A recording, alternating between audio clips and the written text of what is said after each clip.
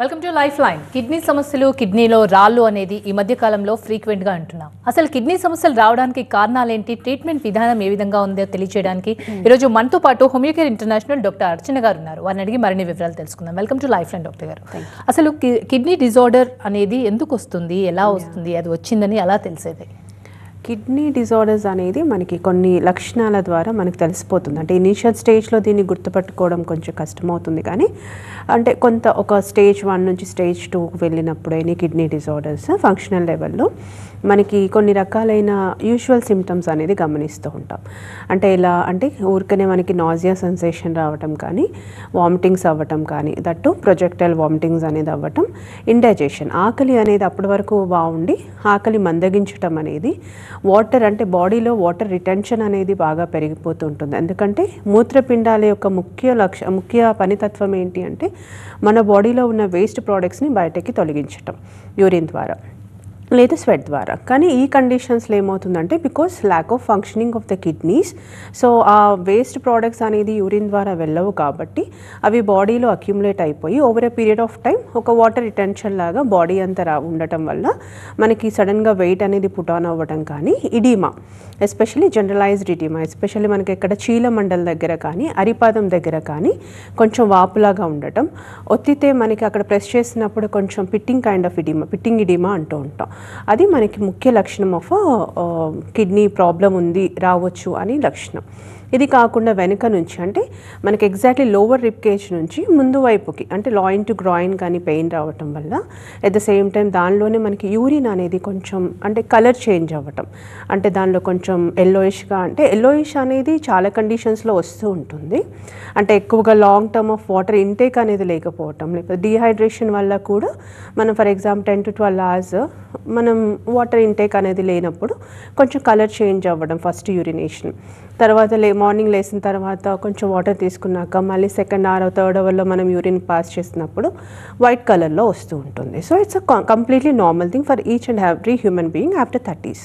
But ఎప్పుడైతే రికరెంట్గా కూడా ఉంటుందో అంటే ఫస్ట్ యూరినేషన్ అనే కాకుండా సెకండ్, థర్డ్, ఫోర్త్ అంటే డేస్ గోజ్ ఆన్ అవుతున్నా కూడా మనకి ఆ కలర్ అలానే ఉండటం, ఒక కైండ్ ఆఫ్ ఫౌలీ స్మెల్, అంటే ఇది ఒక పులుపు వాసన కానీ లేకపోతే ఒఫెన్సివ్ కైండ్ ఆఫ్ స్మెల్ అనేది రావటం, దానిలో పొంగులాగా రావటం. పొంగు వస్తుంది యూరిన్ వెళ్ళేటప్పుడు అంటే రికరెంట్ యూరినేషన్ అవుతున్నా కూడా పొంగు వస్తుంది అంటే మాత్రం మనకి అందులో ఏదైనా ప్రోటీన్ పోయే అవకాశాలు ఉంటాయి. లైక్ ఆల్బ్యూమిన్ లాంటి ప్రోటీన్స్ పోవటం అనేది మైక్రో ఆల్బ్యూమిన్యూరియా అంటాం. సో ఆ కండిషన్స్లో కూడా మనకి కిడ్నీ ప్రాబ్లం ఉండొచ్చు అని నిర్ధారించుకొని దానికి తగ్గ రక్త పరీక్షలు అనేది చేస్తూ ఉంటాం. ఇది కాకుండా కొంచెం అంటే ఇంకా లాంగ్ టర్మ్లో అంటే మనకి అది ఆల్మోస్ట్ ఇంకా స్టేజ్ 3 దాటిపోయి 4th స్టేజ్కి వచ్చినప్పుడు డెఫినెట్గా వాటర్ రిటెన్షన్ అనేది ఎక్కువైపోతుంది కాబట్టి ఆయాసం అనేది అవుతూ ఉంటుంది. అంటే కొంచెం మాట్లాడినా కూడా ఆయాసపడటం, even though they don't have any asthmatic conditions, but breathlessness అనేది కూడా మనము ఈ కిడ్నీ ఇష్యూస్లో చూస్తూ ఉంటాం. ఇది కాకుండా మనకి అండర్ ఐ బ్యాగ్స్ అంటే ఈ లోవర్ పోర్షన్లో కూడా మనకి కొంచెం స్వెల్లింగ్ లాగా ఉండటం కూడా కిడ్నీకి ఏదైనా ఇబ్బంది అయ్యే అవకాశం ఉంది అని తెలిసి ఒక కైండ్ ఆఫ్ సిమ్టమ్ కింద కూడా తీసుకుంటూ ఉంటాం. ఇది కాకుండా మనకి యూరిన్లో రక్తంలాగా రావటం కానీ లేకపోతే చెప్పాను కదా పొంగులాగా రావటం, ఇది కూడా మనకి ఒక ఇండికేషన్ ఆఫ్ కిడ్నీ డిసీజ్. ఇంకా చాలామందికి తెలియని విషయం ఏంటంటే ఇందులో అంటే కిడ్నీ అనేది లాంగ్ టర్మ్లో పనితనం అనేది తగ్గిపోతూ వస్తుంది అంటే స్కిన్లో కూడా చేంజెస్ రావడం అనేది చూస్తూ ఉంటాం. లైక్ డ్రై ఎగ్జిమా లాంటి కండిషన్స్ కానీ, సో దానివల్ల ఇచ్చింగ్ లాంటి కండిషన్స్ ఉండటం, ఎగ్జిమాటిక్ కండిషన్స్ రావటం, అండ్ మెంటల్ లెవెల్లో కూడా తీసుకుంటే మనకి అంటే వీక్నెస్ లాగా అనిపించటం కానీ లేకపోతే కన్ఫ్యూషన్ అనేది అనిపించటం, లేకపోతే అన్స్టెబిలిటీ ఆఫ్ డెసిషన్ మేకింగ్ అనేది ఉండటం కూడా one of the long term functioning of kidney తగ్గిపోవటం వల్ల ఈ సిమ్టమ్స్ అనేది కూడా కనిపిస్తుంటాయి. కిడ్నీ అనేది ఇందాక మీరు చెప్పినట్టు లాంగ్ టర్మ్ అంటే చాలా రోజుల తర్వాత అంటే బయటపడుతూ ఉంటుంది కొందరికి స్టేజెస్ వైజ్గా కూడా కొందరు గుర్తుపట్టగలుగుతారు. ఇది ఏ ఏజ్ వాళ్ళకి ఎక్కువ కిడ్నీ సమస్యలు వస్తూ ఉంటాయంటారు? కిడ్నీ సమస్య అనేది అంటే ఒకప్పుడు అంటే మనకి 60-65 తర్వాత కనిపించే సమస్యగా ఉండేది, చాలా రేర్గా కూడా కనిపించేది. బట్ ఇప్పుడు ఏంటంటే అంటే మారుతున్న జీవన శైలి కావచ్చు, ఇంకా other factors, sedentary habits, food habits అనుకోవచ్చు, స్ట్రెస్ ఫ్యాక్టర్స్ కావచ్చు, లేకపోతే హ్యాబిట్స్ వల్ల కావచ్చు, దీనివల్ల మనకి కొంచెం కిడ్నీ సమస్యలు అనేది ఈ మధ్య కాలంలో బాగా అంటే వయసుతో నిమిత్తం లేకుండా ఈవెన్ 30s తర్వాత ఈవెన్ టీనేజర్స్లో కూడా కొంతమందిలో చూస్తూ ఉన్నాం. ఎందుకు అంటే మనకి ఈ మధ్య కాలంలో మధుమేహ వ్యాధి అనేది బాగా పెరిగిపోయింది. అంటే డయాబెటిక్ ఇస్ వన్ కన్సర్న్. అంటే డైరెక్ట్గా మనకి డయాబెటిక్ నెఫ్రోపతి అంటాం. అంటే కిడ్నీల మీద డైరెక్ట్గా ఎఫెక్ట్ అయ్యేది ఎప్పుడైతే మనకి హైపర్ గ్లైసిమిక్ కండిషన్స్ ఉంటాయో, అంటే ఎక్కువ మోతాదులో చక్కెర నిల్వలు అనేది బ్లడ్లో ఉంటాయో, అప్పుడు ఒక లాంగ్ టర్మ్ అంటే 1 to 2 years or 3 years of టైంలో మనకి కిడ్నీల మీద ఎఫెక్ట్ అనేది కనిపిస్తుంది. ఇప్పుడు డయాబెటీస్ అనేది ఖచ్చితంగా 60 తర్వాతే వస్తుందని ఏం లేదు. ఈవెన్ 20sలో వస్తుంది, ఈవెన్ జువెనైల్ వస్తుంది, అంటే చిన్నపిల్లల్లో వస్తుంది, మధ్య వయస్కుల్లో టీనేజర్స్లో వస్తుంది, ఓల్డ్ ఏజ్లో కూడా వస్తుంది. కాబట్టి కిడ్నీ ఇష్యూస్ కూడా మోస్ట్లీ ఈ మధ్యకాలంలో ఎక్కువగా వినబడుతుంది అయితే 30-35 తర్వాత కూడా మనకి డయాబెటిక్ నెఫ్రోపతి కండిషన్స్ కనిపిస్తున్నాయి. Second thing will be the hyper tension. అంటే మన బ్లడ్ ప్రెషర్ అనేది ఎక్కువగా అయిపోవటం వల్ల కూడా డైరెక్ట్గా కిడ్నీల మీద ఎఫెక్ట్ అవ్వడం అనేది చూస్తూ ఉన్నాం. ఇది కాకుండా అన్నెసెసరీ మెడికేషన్స్ కూడా ఎక్కువగా అయిపోతున్నాయి. లైక్ ఇప్పుడు ఎన్సెట్స్ కానీ లేకపోతే పెయిన్ కిల్లర్స్ కానీ ఇవి ఎక్కువగా తీసుకున్న వాళ్ళలో కూడా, యాంటాసిడ్స్ ఎక్కువగా తీసుకున్న వాళ్ళలో కూడా మనకి లాంగ్ టర్మ్లో కిడ్నీల మీద ఎఫెక్ట్ అవుతూ ఉంది. సో వీటిలో మనం ఏ ట్రిగరింగ్ ఫ్యాక్టర్ వల్ల కిడ్నీ ఎఫెక్ట్ అయిందనే దాన్ని బట్టి మనం స్టేజెస్ అనేది చెప్తూ ఉంటాం.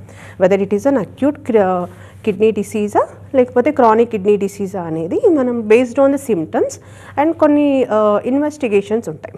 అంటే క్రియాటిన్ చేపిస్తాము, కిడ్నీ ప్రొఫైల్ చేపిస్తాము, అవసరం అనుకుంటే స్కాన్ చేపిస్తాము, ఎంఆర్ఐ చేపిస్తాము. ఇలా డిపెండ్స్ ఆన్ ద కండిషన్ని బట్టి వాళ్ళకి ఏ ఇన్వెస్టిగేషన్ అయితే అవసరం ఉంటుందో అది చూసి, అండ్ బ్లడ్ లోపల మనకి నార్మల్గా sodium, potassium chlorides, blood urea, creatine ratio ఇవన్నీ కూడా ఒకసారి చెక్ చేసిన తర్వాత వాళ్ళకి క్రానిసిటీ అనేది అర్థమవుతుంది.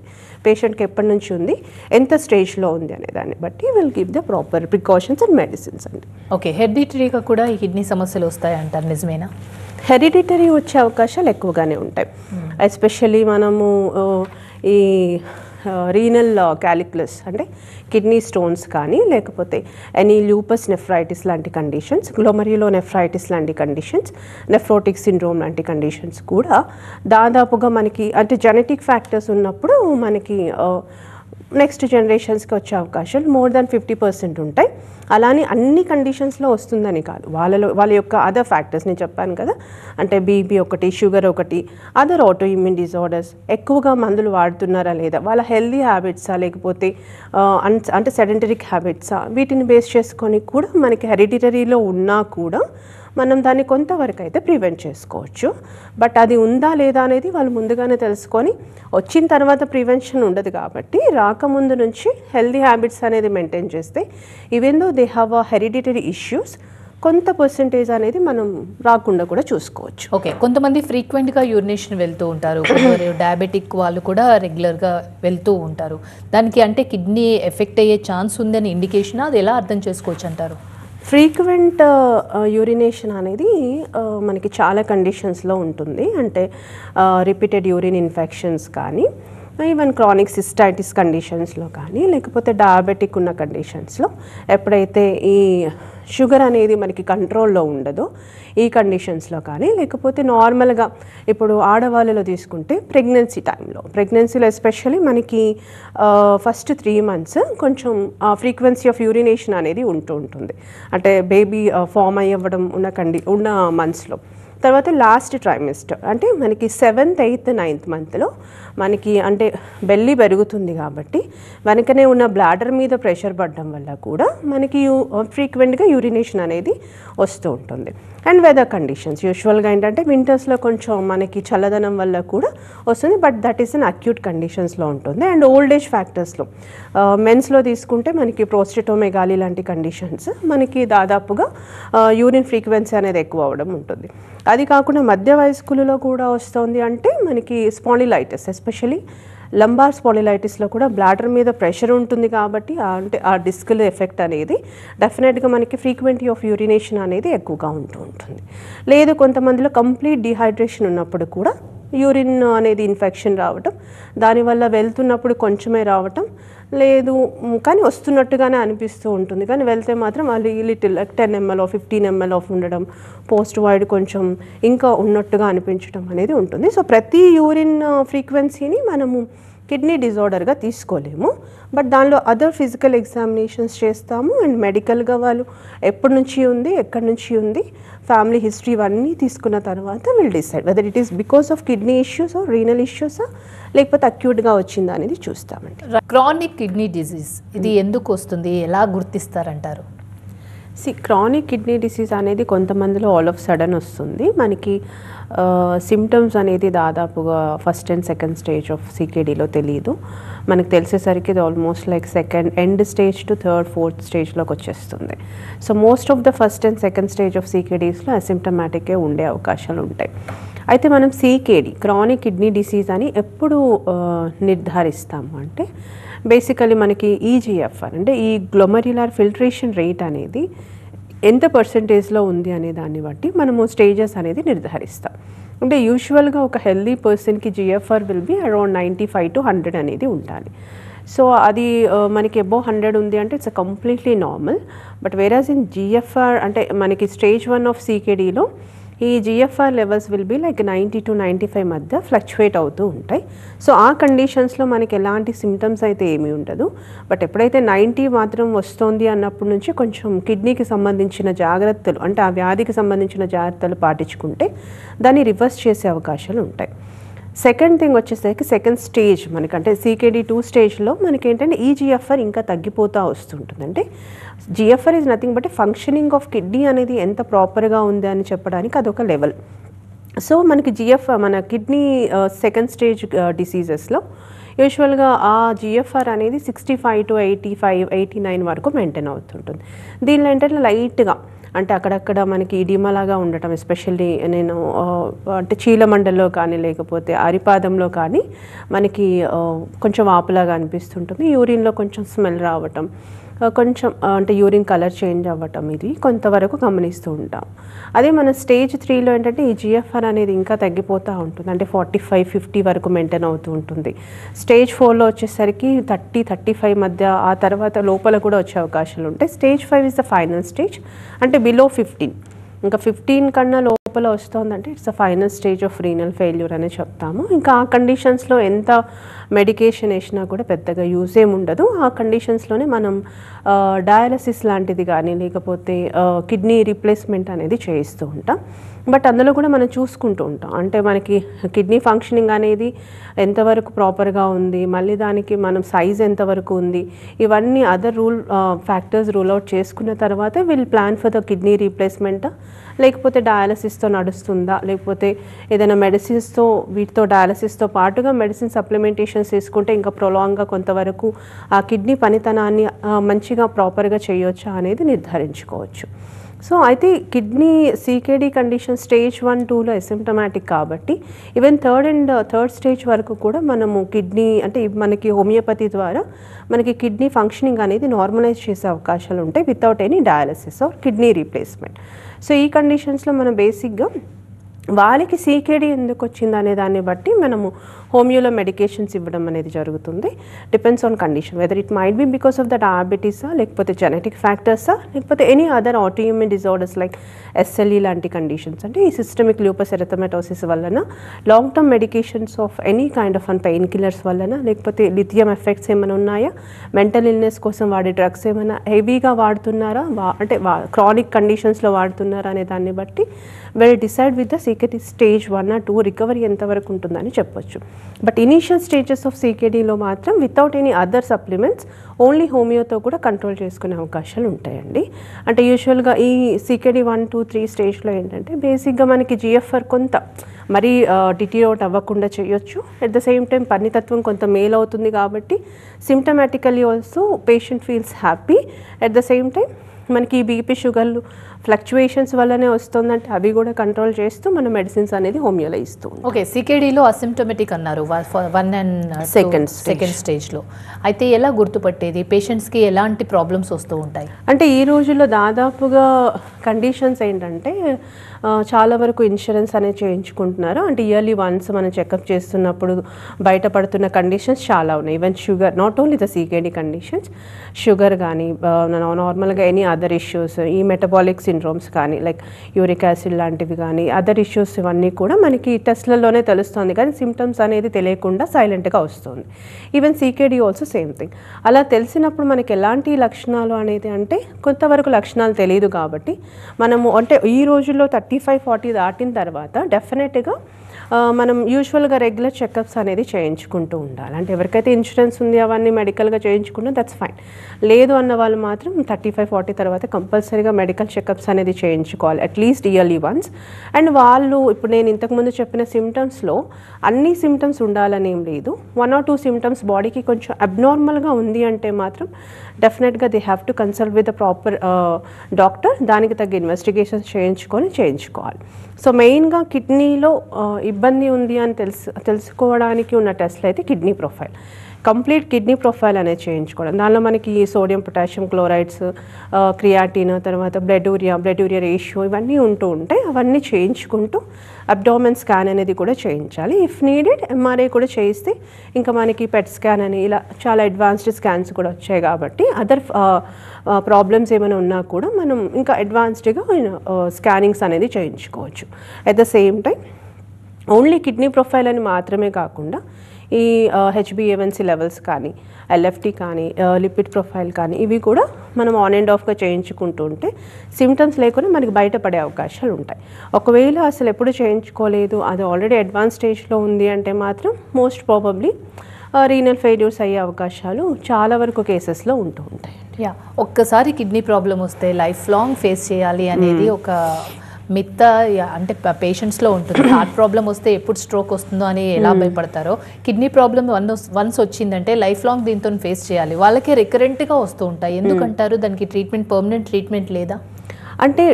అంటే లైఫ్ టైమ్ ఉంటుందా, లేకపోతే కొన్ని మెడికేషన్స్ వాడితే తగ్గిపోతుందా, ఎన్ని రోజులు సఫర్ అవుతారు అనేది వాళ్ళ యొక్క అంటే కిడ్నీలో ఎలాంటి సమస్య వచ్చింది అనే దాన్ని బట్టి.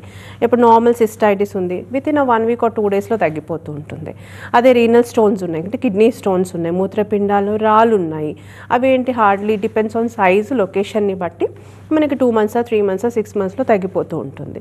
అట్ ద సేమ్ టైం నార్మల్గా వచ్చే ఈ నెఫ్రైటిస్ అంటే ఇన్ఫ్లమేషన్ టు ద కిడ్నీస్ ఏమైనా ఉన్నా కూడా మనకి విత్ ఇన్ మంత్స్లోనే తగ్గిపోయే అవకాశాలు ఉంటాయి. నెఫ్రోటిక్ సిండ్రోమ్ కొంత టైం పట్టే అవకాశాలు ఉంటుంది. సో అంతేకాని ప్రతి condition of kidney disorder life time medication వాడాలి, కంపల్సరీగా వీళ్ళు land up in to the renal failure అంటే కాదు. Only in CKD conditions, especially మనకి 3rd, 4th, 5th స్టేజ్లో మాత్రం 5th is completely almost renal failure కిందనే తీసుకుంటాము. But in 3rd and 4th స్టేజ్లో అట్లీస్ట్ విత్ అ మెడికేషన్ మనం కొంత లాంగ్ టర్మ్లోనే ఆల్మోస్ట్ లైఫ్ టైం కూడా వాడాల్సిన కండిషన్స్ కొన్ని కండిషన్స్లో ఉంటాయి. If they have other factors like డయాబెటీసా, నార్మల్ బీపీ ఉందా, థైరాయిడ్ ఏమైనా ఉందా, other uric acid metabolic issues ఏమైనా ఉన్నాయా, వీటిని బట్టి విల్ డిసైడ్. బట్ అంతేగాని ప్రతి కండిషన్ ఆఫ్ కిడ్నీని మనం హెల్దీ లైఫ్ స్టైల్ మెయింటైన్ చేసుకుంటూ వాళ్ళకి ఆ ప్రాబ్లం ఎందుకు వచ్చిందో ఆ ఎలిమెంట్ని మనం ఇంక్లూడ్ చేయడం లేకపోతే ఎక్స్క్లూడ్ చేయడం చూసుకొని at the same time body BMI, body mass index అనేది ప్రాపర్గా మెయింటైన్ చేస్తూ ఈ బ్యాడ్ హ్యాబిట్స్ కానీ అంటే ఆల్కహాల్, స్మోకింగ్, పాన్ తినటం, ఎస్పెషల్లీ కిడ్నీ ఇష్యూస్ వస్తున్నాయంటే ఎక్కువగా మనకి ఈ యానిమల్ ప్రోటీన్ కానీ, యానిమల్ ఫ్యాట్ కానీ, కొలెస్ట్రాల్ ఎక్కువగా తీసుకోవటం, సోడియం కంటెంట్ ఉన్న ఫుడ్ ఎక్కువ తీసుకోవటం, యూరిక్ యాసిడ్ పెరిగే ప్రోటీన్, హై ప్రోటీన్ తీసుకోవటము, కాల్షియం ఫుడ్ ఎక్కువగా తీసుకోవటం వల్ల కూడా మనకి కిడ్నీ ఇష్యూస్ వచ్చే అవకాశాలు ఉంటాయి. And long term of dehydration అంటే బాడీకి సంబంధించినంత వరకు ఎంత వాటర్ కన్జంప్షన్ అనేది అవసరం పడుతుందో అంత అనేది తీసుకోవాలి. అలా కాకుండా ల్యాక్ ఆఫ్ వాటర్ కానీ కన్జంప్షన్ సరిగా లేకపోయినా కూడా మనకి డైరెక్ట్గా రిపీటెడ్ ఇన్ఫెక్షన్స్ రావచ్చు, దానివల్ల మనకి కిడ్నీ ఇష్యూస్ వస్తూ ఉంటాయి. సో ఈ కండిషన్ చిన్న చిన్న కండిషన్స్ని మనం with proper diet, exercises and proper చిన్న చిన్న మెడికేషన్స్ అండ్ సెడెంటరీ హ్యాబిట్స్కి దూరంగా ఉంటూ ప్రాపర్ స్లీప్, స్ట్రెస్ ఫ్యాక్టర్స్ని కంట్రోల్ చేసుకొని అన్నెసెసరీ మెడికేషన్స్, ఈ పెయిన్ కిల్లర్స్, నార్మల్గా యాంటాసిడ్స్ ఎన్సెట్స్ లాంటివి దూరంగా ఉంటూ న్యాచురల్గా తగ్గించుకునేటట్టుగా చేసుకుంటే తగ్గిపోతుంది. But whereas it's in advanced conditions అయితే ఇట్స్ కంప్లీట్లీ లైఫ్ థ్రెటనింగ్ అండి. యా, ఈ కిడ్నీ డిజార్డర్స్తో పాటు కిడ్నీ స్టోన్స్ అనేది కూడా చాలా మందికి వస్తూ ఉంటాయి. అవును. కొందరికి చిన్నగా ఉన్నప్పుడే వెళ్ళిపోతాయి, కొందరికి పెద్దగా అయ్యాక ఆపరేషన్ వరకు వస్తుంది. ఎందుకు అలా అంటారు? చిన్నవంటే 2 mm 3 mm అయితే 4 mm వరకు కూడా టు బీ ఫ్రాంక్ చెప్పాలి అంటే మెడిసిన్స్ అనేది అవసరం ఉండదు. వాటర్ అనేది ఎక్కువ తీసుకుంటూ ఉంటూ యూరిన్ ఒకేసారి ఫ్లష్ అవుట్ చేస్తే మనకి దాదాపుగా 4 mm వరకు అయితే పోతూ ఉంటాయి.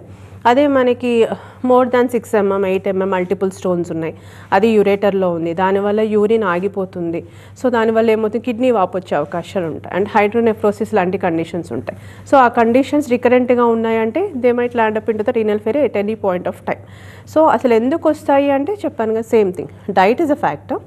హై కొలెస్ట్రాల్ కంటెంట్ ఉన్న ఫుడ్ కానీ సోడియం కంటెంట్ ఉన్న ఫుడ్ కానీ అట్ ద సేమ్ టైం మనకి హై ప్రోటీన్ డైట్ ఎక్కువగా తీసుకోవటం, కాల్షియం ఎక్కువగా తీసుకోవటం, విటమిన్ డి. ఈ మధ్యకాలంలో చాలా మందిలో విటమిన్ డి డెఫిషియన్సీ వస్తుందని చెప్పేసి డాక్టర్ కన్సల్టేషన్ లేకుండా ఎంత వాడాలి, ఎంత డోసేజ్ వాడాలని తెలుసుకోకుండా ఇష్టం వచ్చినట్టు వాడేస్తూ ఉన్నారు.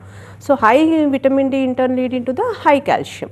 సో ఓవర్ కాల్షియం వల్ల will form into the calcium oxalate stones. So దానివల్ల కూడా మనకి స్టోన్స్ ఫామ్ అవుతూ ఉంటాయి. అవి మనం ఎంత కంట్రోల్ చేసుకున్నా కూడా కొంతమంది లేజర్ ట్రీట్మెంట్స్ చేసుకుంటూనే ఉంటారు. But again with in 2 months 3 monthsలో రికరెన్సీస్ వస్తూ ఉంటాయి.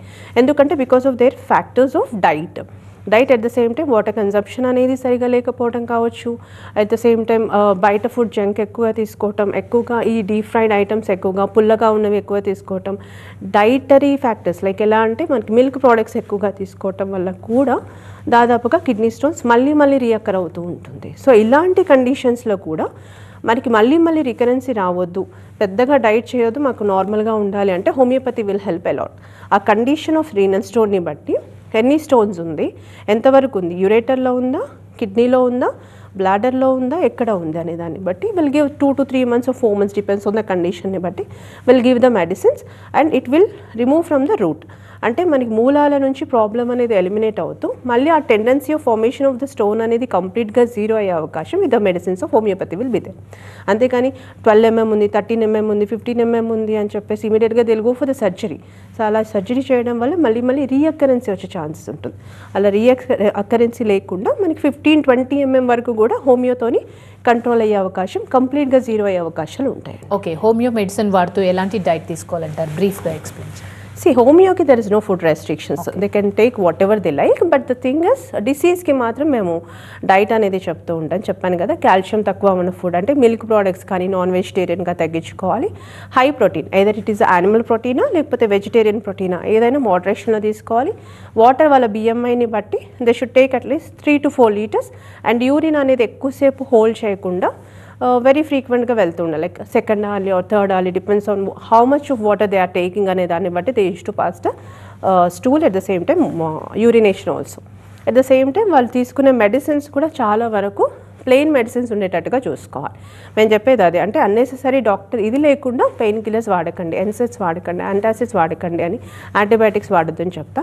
So water consumption is very important to not to get a renal stones. Right, thank you so much doctor గారు, కిడ్నీ సమస్యలకు చాలా చక్కగా ఎక్స్ప్లెయిన్ చేశారు. Thank you. ఇది వాళ్ళ లైఫ్ లైన్, చూస్తూనే ఉండండి TV9.